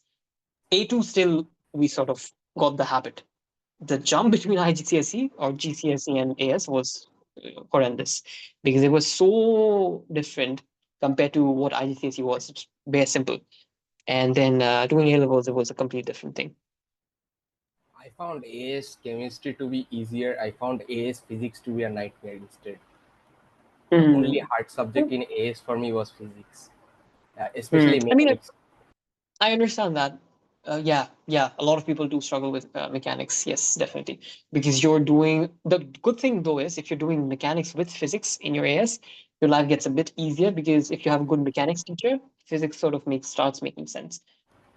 Yeah, I did my mechanics in maths and physics mechanics also together. So you have It was kind of statistics right now difficult. in A2. Yeah, exactly. I took S1. Oh, Yeah, by the that's way, good. I'm like not from Cambridge, so I'm like Edexcel. I'm just doing the class because I think concepts are important from Yeah, Cambridge also. the material is sort of the same across the board. Yeah. Edexcel will be in IGCSEs. Edexcel is harder. In A levels, Edexcel is a bit easier than Cambridge. Yeah, I heard it was the opposite. Isn't Cambridge like supposed to be harder in O levels? Like they have In many O levels, stuff we don't have. in O levels, if you're doing Pearson Edexcel, that is harder. So there are a bunch of actually Edexcel modules, as far as I remember, when we were doing it. There were 2 or 3 divisions. So I don't really know which one you're doing, but in A levels, as far as I know, unanimously, Edexcel is easier. Oh, okay. No, everyone told me that Edexcel was like easier in A levels. Yeah, definitely. So yeah, hopefully we are done with the part upstairs. If you have any question, let me know. The Slido will remain open. The question answer thing is always open for you lot. This portion is always open. Even if you right before sleeping think, okay, wait, what? Can I be please let in? Where? Yeah, I mean, I'll admit you if you do come. I don't see anyone in the waiting room right now. Anyways, so yes, what was I saying? Q&A. So this one will always remain open, regardless of we're doing class or not. So if right before sleeping, okay, you're like, okay, I'm very confused about this. I forgot what this is. You want to ask? This will remain open, and you just put in the question over here. And the Google Classroom is also there. If you want to upload a picture and say, okay, this past paper I was doing, I don't understand this, I'll be more than happy to help you guys out. Okay. Moving forward, what's the time? Okay, 30 minutes. Great. So this is another thing that I want to show. This is another type of horizontal circular motion, that a question that you guys can get, right? So I'm sort of laying out all the possible things that can come your way, be it horizontal circular motion, be it vertical circular motion. Vertical is way more difficult, I would say, but horizontal can be difficult if they complicate the situation. Now, look at this diagram on your left-hand side on the screen. What do we understand from this? This is a ceiling, my friend. Or whatever this is, I don't really care, but this is where it's sort of stuck. So there's a string. This red line that you see is the string. And you have a bob with a mass mg. Sorry, with a mass m and weight mg. Right? What's happening over here? You tie a bob with a piece of string, attach that with the ceiling, and you twist it around. So what's essentially happening? This is from, sort of side view over here. Semi bird's eye view, let's say. And you're seeing it from a slant upstairs, and you're seeing, okay, I've attached this bob and with a string and attached to the ceiling, and it's circling around. Okay. Now, over here in this case, what are the forces acting on the bob? Let's analyze that. Can we do that? Yes, we can. By the way, the center is, let's say, imagine the center to be somewhere over here. Okay. And the radius is up. Now what's happening is the forces on this bob, this little bob over here, there's mg acting downstairs, downwards. There's tension. How? There's a string attached to this bob. Right? There's a string attached to this bob exactly to the ceiling. Now this string is definitely pulling the bob due to the tension. Right? So if you have a ceiling, a string, and it's at rest, there's a T, there's an M. I'm telling you guys, this is at rest. The bob doesn't do anything. It's straight over there, still, doing literally nothing. In this case, what is the tension, my friend? Mg. It's doing nothing. It's balanced. It is at rest. There's no unbalanced force for this bob if it's still stationary over there and sort of attached to the ceiling. So Mg is directly equal to my tension. Right? So that's how tension acts, right? There's a force pulling it downwards that is, the weight. Hence, the tension wants to pull it upward, trying to balance it out. But I want to make its life a bit more difficult. So what do? I give it a velocity. I push the bob, let's say this word, and put it in circular motion. I'm like, I don't want to keep you at rest. I want to see how you go around. Right? So I now have pulled the bob out of its rest position. Out of what? Its rest position, and given a certain tangential velocity in this direction. I gave it a certain tangential velocity. I pulled it out of the rest position, that is equilibrium position over here, and gave it a velocity tangential, and it's now moving in circular motion, my friend. Is tension still acting in this case, in this scenario? Definitely. Is weight not pulling it down? Obviously. So will not tension pull it up? Obviously it will. But something has changed in this case. What has changed? When we draw this,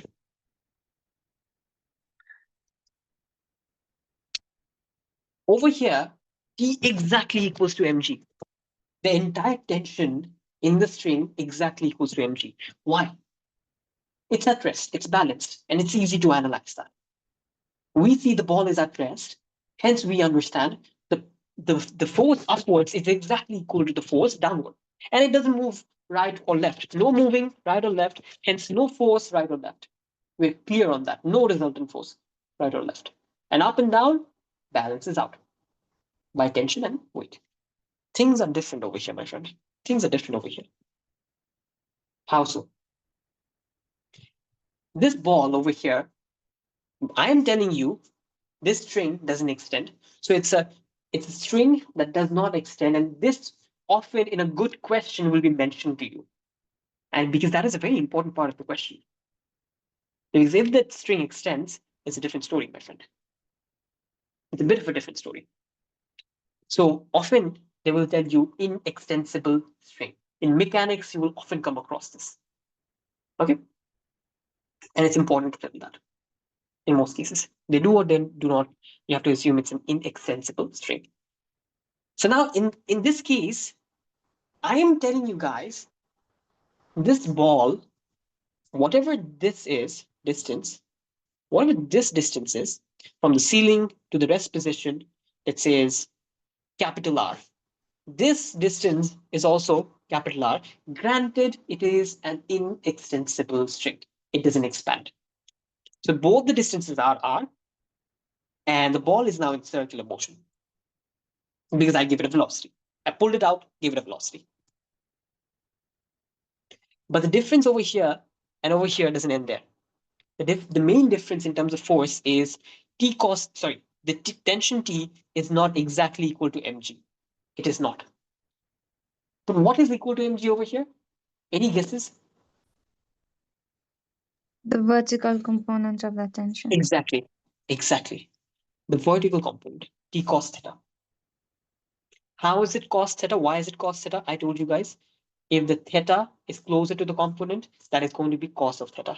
If the component is further away from the theta, it is going to be y component or sine theta. Sorry, not y component, sine theta. Forget I said that. Sine theta. So whichever side is closer to the theta becomes cos of theta. Whichever side is further away from the theta becomes sine of theta. So if you consider this theta, let's call it theta 1, then this would be t cos of theta 1. Sorry, t sine of theta 1. My bad. T sine of theta 1. And this component would have been t cos of theta 1. Are we getting the point? So whenever the angle is closer to the component, we say it is cos theta. And whenever we have the component further away, we call it sine of theta. That's a simple way to remember. That is not the logic. I could be explaining the logic, but it's going to consume a bit more time. So I'm just leaving it there. If you want to know, there are videos online, and I could also explain it in some extra class for you a lot. If you want to know that, why it's that. It's basically geometric proof. Nonetheless. So as you mentioned, over here, An important part is that the ball doesn't move up and down. And I'm telling that to you guys. The ball, my friend, over here doesn't move up or down. It remains in terms of its vertical position, its y component position. What did I do? In terms of y component position, it is in equilibrium. But in terms of its x position, it goes around in a circle. So that is the information I'm giving you guys. No movement in its y direction. And why is that? Because there's no unbalanced force in the y component direction. So in the y component direction, my t cos of theta exactly equals to mg. And hopefully you guys understand that. And similar to our previous example. So what is unbalanced? T sine of theta. Can we call this component due to tension T sine of theta? Yes, we can. This component is further away from the theta, hence we call it sine component. Okay, so now that is T sine of theta, which is what? What is this? This is unbalanced. This is the resultant force towards what? The center. And that is the giveaway towards the fact that it is the centripetal force, or FC. So what is causing the centripetal acceleration over here? The tension component in the x direction. This one. And if you understand that, we have made good progress till now. So T sine theta unbalanced. T sine theta hence is going to be the centripetal force. So now if I break down FC, and by now you guys must have gotten the hang of it, FC is my mv squared by r. And what do I do right now? I'm going to say the next one, that is my vertical component, y component. I say T cos theta is equals to mg, the y component. I balance that out because there's no movement up and down. I balance that out. And now what do I do? Similar to my previous case scenario, I say equation or expression 1 divided by expression of 2. So sine divided by cos is tan, t cancelled off. And then we have mv squared by r divided by mg. So mv squared by r divided by r of g. So essentially what we have is, oops, I made a mistake. I'll let it erase. So mv squared by r divided by v squared by, what am I doing? mv squared by r divided by m of g. Gets cancelled off. V squared by rg. That is what you're left with. Okay. That is essentially what you're left with. M gets cancelled off. You're left with v squared by rg. And tt gets cancelled out, and sine by cos theta is your tan theta. Now this is important. Why? It's the same Upstairs, equation from the last question, no? Exactly. That is what I'm trying to prove to you guys. That is the entire point of the both scenarios. That you always come across this expression. And you guys can remember it, but I never advise my students to remember equations. You always remember the fundamental equations, because if you're studying physics, and especially if you want to carry on with physics later on in your life, the ability to derive is the best ability you can have. Fundamental equations you will remember automatically. For example, v is equals to r omega. Even that comes from concept. The derivation of acceleration, v square, right? V square by r. That is the derivation of acceleration. So centripetal acceleration, AC, is v square by r. Even that comes from sort of concept.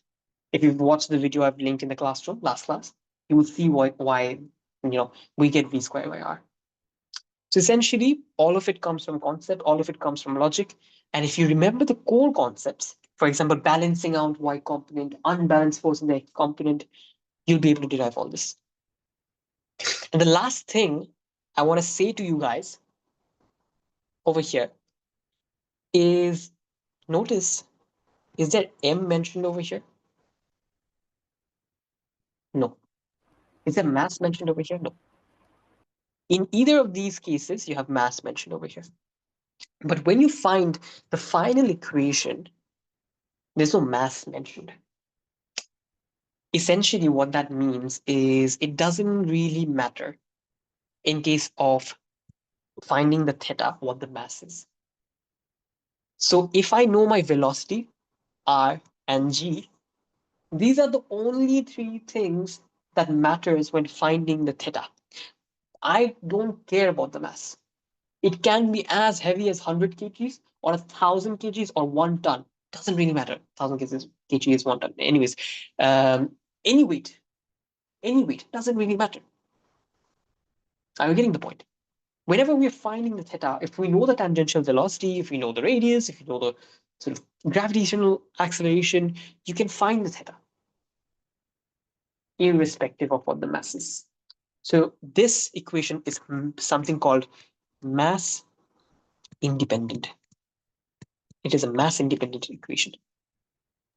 Is it important to understand that? Yeah, to an extent, because mass doesn't really matter. So if the question throws a weird twist, you will be able to decide that what are the variables I'm working with. Probably, ideally, only velocity. So then you get to answer whatever it may be. Yeah. Any question? So Have we sort of, basically, yeah, for the yeah, equation, the size does not matter for the mass. size isn't? The size does not matter for mass. It could be anything. Yeah, yeah. The size of the bob doesn't really matter. Bob could be any size, doesn't really matter. Also, if you just flip the horizontal circle, like in this case tension is upwards. If we flip the ceiling to the bottom, for example, like imagine there's a hand is pulling in a circle but it's at the bottom, it would still be the Yes, same, right? it would. You're telling me. Okay, I'll draw this out. Interesting. So I have stuck a string. This is my ground, and there's a string over here. There's a bob. You're telling me this goes around like this. Again, the same circular Yeah, motion, yeah, but it's attached to the ground floor, right? yeah, yeah. Now, let's do a bit of analysis, right? What happens? There's mg over here, right? There's mg downstairs. Now, there is tension over here, T. And if tension is in this direction, so my T component, so T cos of theta, granted this is my theta, so this is my theta over here. By the way, important thing. Do we understand why this theta equals to this theta? So I've given the theta between the perpendicular or the normal to the ceiling and the string, and I used sort of opposite angle theorem. So if you guys know from this, This is the alternate angles, no? alternate angle theorems, this angle and this angle should be equal. So it's the alternate angle theorem that we're using over here. So the alternate angle over here is theta and theta, hence they're equal. So the question probably won't give you this theta, but if they give you this theta between the string and the normal to the ceiling, you should be able to understand that this theta is also the same. They will ideally probably only give you this. Okay, that's why this theta is equal, because it's alternate angles. Thank you. Coming back to his question. So alternate angle theorem, we apply again, and this is the theta, right? Now, the tension component, that is a t cos theta, is downward, and there's a rightward component over here, which is going to be t sine of theta. Now, my friend, although there is centripetal force over here, as it goes around, this ball will just fall down. Why do I say that? Because there's no force upwards. The mg, right? The mg is not getting balanced out by any force upwards, which is the problem. Because t cos theta, the tension component is also pulling it downwards. So as the mg pulls it downward, unlike the above case where t cos theta pulls in the opposite direction as mg, over here t cos theta is in the same direction as mg. So there's a vertical acceleration over here. So it accelerates vertically as well. It's not balanced in the vertical scenario. Okay, Are we so getting the it's point? impossible to move this ball in a circle if I do like this. So it is like basically what would happen is it will go around for a bit, and as it goes around, it will keep falling down, right? So it tries to maintain a bit of circular motion depending on what velocity you start off with, what tangential velocity you give. And based on that, it will sort of fall down in a circle. That is what's going to happen in essence. Okay, I understand. Why is it falling down? Because net force is downwards, There's an right? Net force unbalanced force towards the bottom. exactly. So net force is not actually downwards, it's sort of in the spiral direction. in the spiral direction. That's the net force direction, which is why it falls in that sort of manner, because there's a tension pulling it inward, and there's also mg pulling it downward, right? Which is why it follows this sort of spiral path as it falls downward. That is what would happen. Good question. Thank you for asking. Clarifies a bit of a concept over there. But yes, it doesn't remain in circular motion like this. Great. Do we have any other question with horizontal circles? No more questions for me. Great. Anyone else? Any question over here? We have sort of, gotten into this path of complicated scenarios with A levels, and I'm going to complicate it a bit more than typically your book would. Okay, because I don't know what question is going to come your way. And you're going to see that with most of the other topics. I'm going to add a bit more of a twist to some of the things, some of the concepts, a bit beyond the syllabus. So don't be shocked if you don't see those questions in the question paper, right? Essentially, I just want you guys to have a good conceptual grasp of the topic. And in that case, no matter what questions you practice, you should be able to tackle any of the question in the QP. This is a question, take a screenshot of.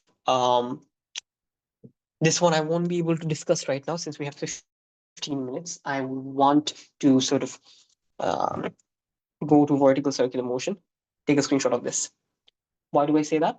Try and go through this question on your own. The answer is over here, part 1 and 2, and see if your answer matches with it. If not, next class, I will start off with this. So So I today, have a this is the only question. homework I'm giving you. Go ahead. What if you're spinning the Yes. mass above your head? Like when the force is not downward and it's continuing in Yeah. its circular path. Yes, over here. Are you talking about this case No, scenario? Then no. which one? So describe the scenario for me a bit. You're standing and then you're spinning the mass above your head. So I draw this and I have take both of my hands and there's string and I'm sort of pull it sort of circular, right? Mm-hmm. Yeah, I get this. So now in this case, what's going to happen is you increase the sort of, what do I call it? Centripetal force so much. And by the way, as you do this, you will most likely be rotating your hand quite a bit about this direction. You won't be able to maintain the center spot as much, as far as I remember. I have seen this example as well. But anyways, nonetheless, to answer your question why you said it, because you're probably relating this to the attached to the ground one, right? Now, the thing with this is you are sort of creating a tension that is exactly inward or perpendicular to my Earth's surface. The example with what he said was this.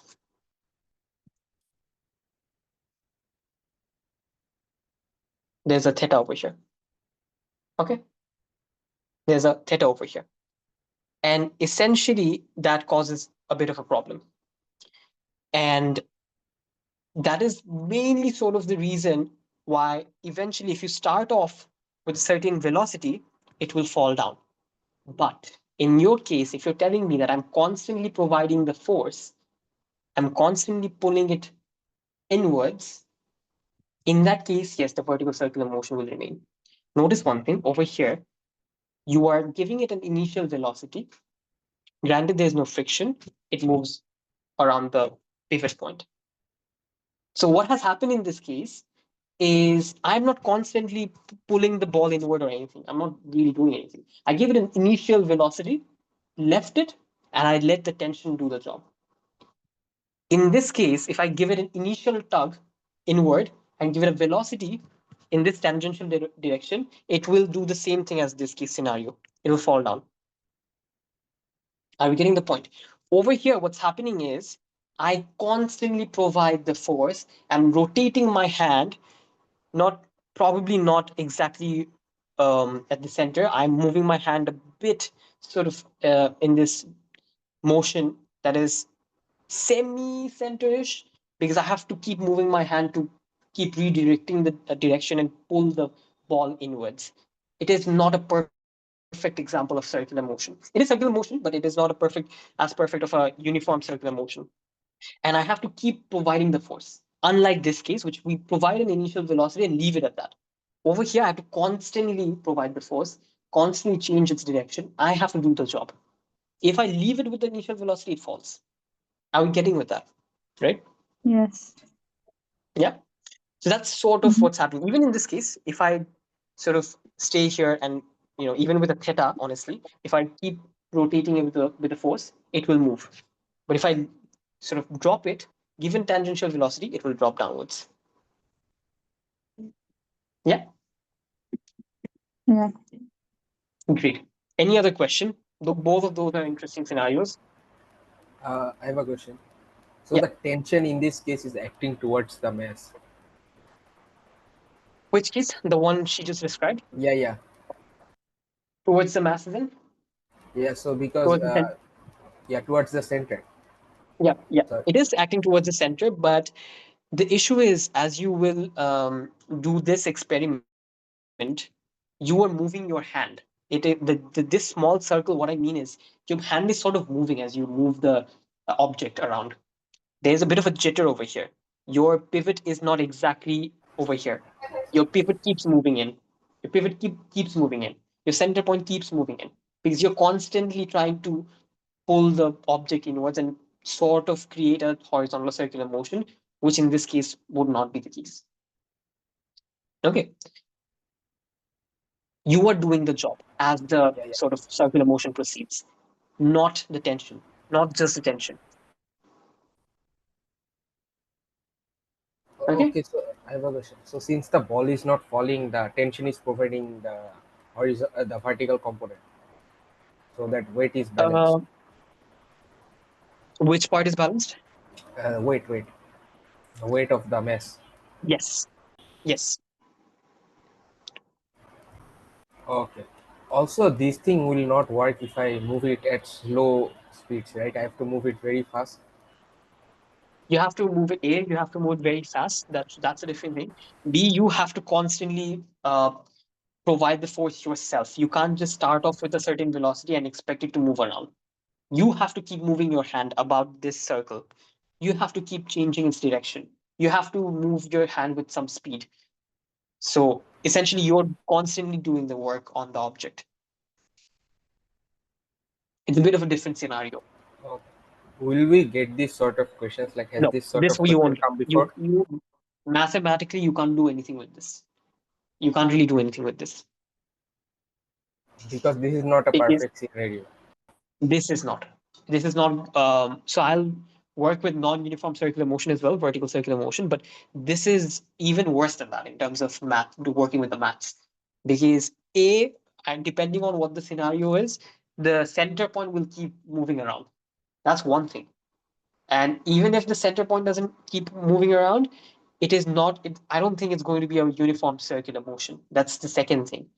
And B, in this case, getting the data, it's going to be very difficult because there's no force that I have over here acting upward.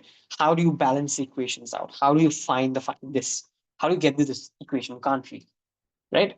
So they won't really give you this. This is a very complicated math problem with some variables which don't remain constant, which usually with this example remains constant, which is why we can cancel a bunch of things out and get to an answer. In this case, that's not happening. Okay, I understand. Yeah. So yeah, good questions. And essentially, I just want you guys to do this, look at this whenever you get the time. No problem. In motion, are we always supposed to find the force that will cancel out my? I will be assuming what you mean. What you probably mean is you want to find out what forces cancel out my force.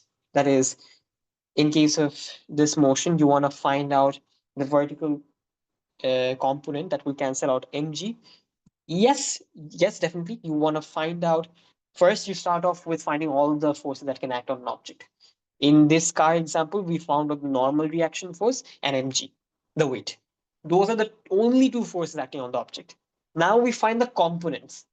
Now, yes, what you're saying, we find what component cancels out my mg, such that I can work just with the centripetal force. Yes, so in essence, if you're saying that, you're right. You start off with all the all the forces acting on the object. You find the components and you try to balance them out. Whatever balances out, balances out. There's no acceleration in that direction. And whatever doesn't balance out is the resultant force of the centripetal force. Great. So now, what else do we have? We have 5 minutes left. Okay, we have quite a bit left. So I'll tell you what is in your syllabus. This one page is in your syllabus. Beyond this, further physics and derivation.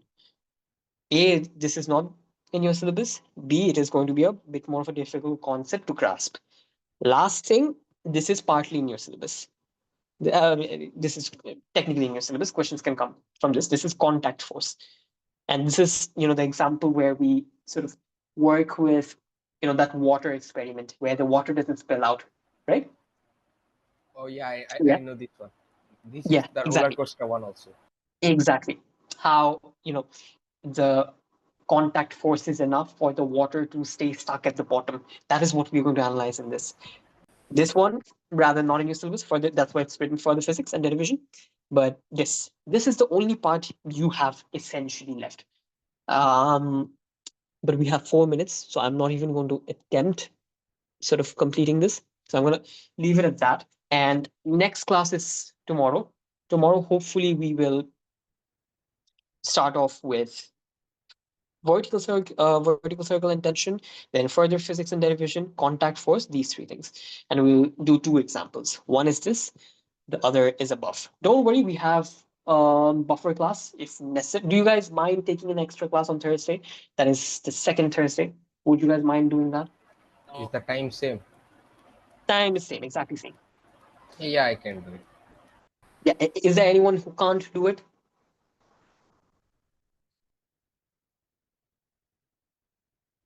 You can give a thumbs down if you can't do it. I'm seeing no one, and I'm hoping we can do that. So on in the upcoming Thursday, I'll take a buffer class, and I'm not going to like start off with gravitation and then come back to circular motion. I won't do that. I will finish off circular motion, get into whatever the next topic is. I have to look at that. So probably gravitation or something. So, sir, tomorrow instead of gravitational fields, we will be doing We'll start. continuing.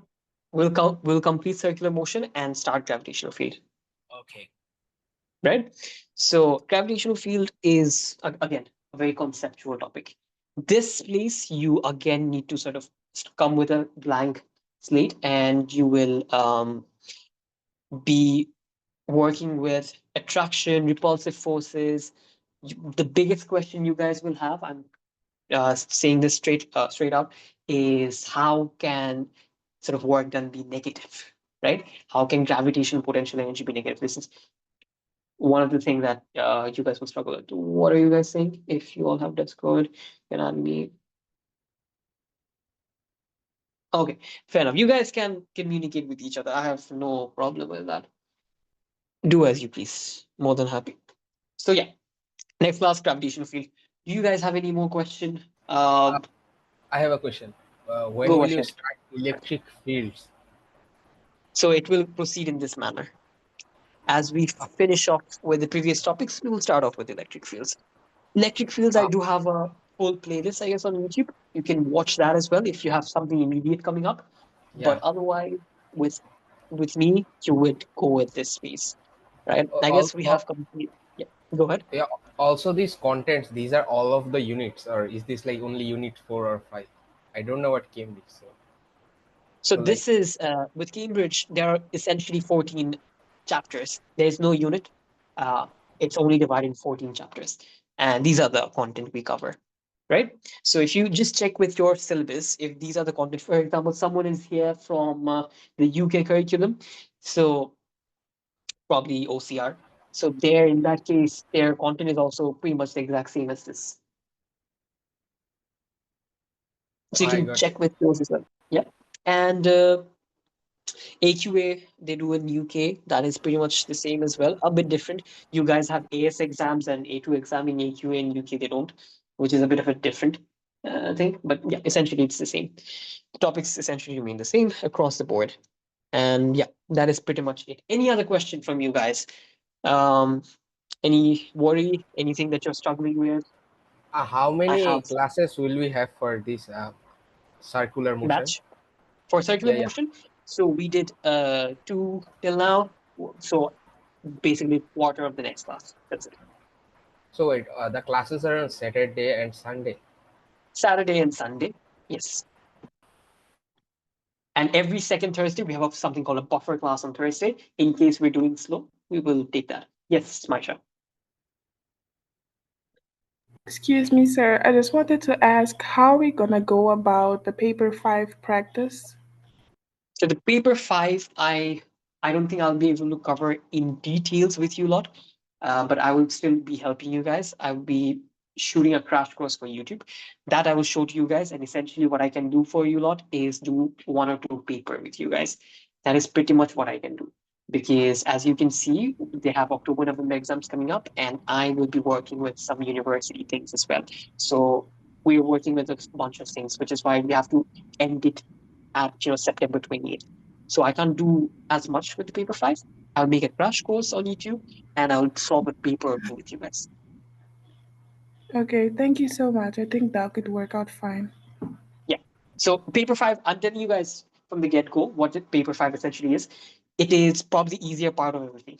Paper 5 is just doing 9 different, sorry, not 9, 6 or 7 different topics. So let's say there's a physical quantity type of question on paper 5. There's a thermodynamics question type of question in paper 5, electromagnetism, or 2, 3 others. There's essentially 6 or 7 type of questions. Okay. Now with these 6 or 7 types of question, they keep repeating these questions. So if you do one question from each of these topics, you're sorted.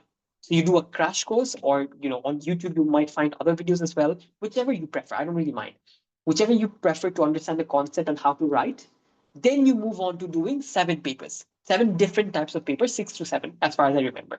Once you look at the mark sheet for all of those, you're sorted. It is literally memorizing all of that and vomiting on the paper on the exam day, right? Sorry for structuring the sentence that way, but it's essentially that. There's very little difficulty over there. It's literally memorizing the mark sheet, which is why I hate that paper. Okay, but if you do 7 papers and right before exam practice 2 and go through all the 7 type of mark schemes, it comes just from that. And I will show you guys how, because when we shoot the video and put it out, you will see what I really mean. Okay, any more question? Did you do the derivation for centripetal acceleration in last class? I didn't do the derivation for centripetal acceleration. I posted a video. If you want to see, I'm more than happy to show in one of the extra classes. Okay. Right? So it's you want a picture? I'll show it to you guys. Where is that? I know only one way, which is the vector method, I think. Yes, it is. You work with the vectors, definitely. So with vectors, what we did was we proved that centripetal acceleration is towards the center. So using the vector analysis, that's what we did. Where is it? Where is it? Yeah. So we drew the vector. If you watch the video, you will understand. We drew the vectors VB and VA, and we showed that the resultant vector is towards the center. So if you take this and put it over here, notice that it is towards the center. Essentially, that is the proof of acceleration being towards the center. And after that, what we do is to prove the acceleration by formula, we do a bit of a derivation, which is this. This is the derivation. If you want to take a screenshot, more than welcome to do so. This is the derivation of the formula. We do a bit of similar triangle, right? We draw another triangle and we try to use the ratio to find out the final centripetal acceleration formula. Oh yeah, I think in this method you make the arc length almost straight, right? Because the theta is so Yes. small. So we do that again. Where do we do that? When we find out this v is equals to r omega. It's called small angle approximation. That's what it's called, what you're saying. So we do that over here. So if you do watch the video again, I have mentioned that as well when deriving ds by dt, because over here you need a small change in arc length and a small change in theta. And that's how you take the derivative. So due to the small change in arc length, that arc length is exactly equal to your displacement, which is why you can do this derivative, even though it's a distance and a curved path, right? Yeah, I understand. Yeah. So yes, any other question, guys? Nope. Nope. Okay, good enough.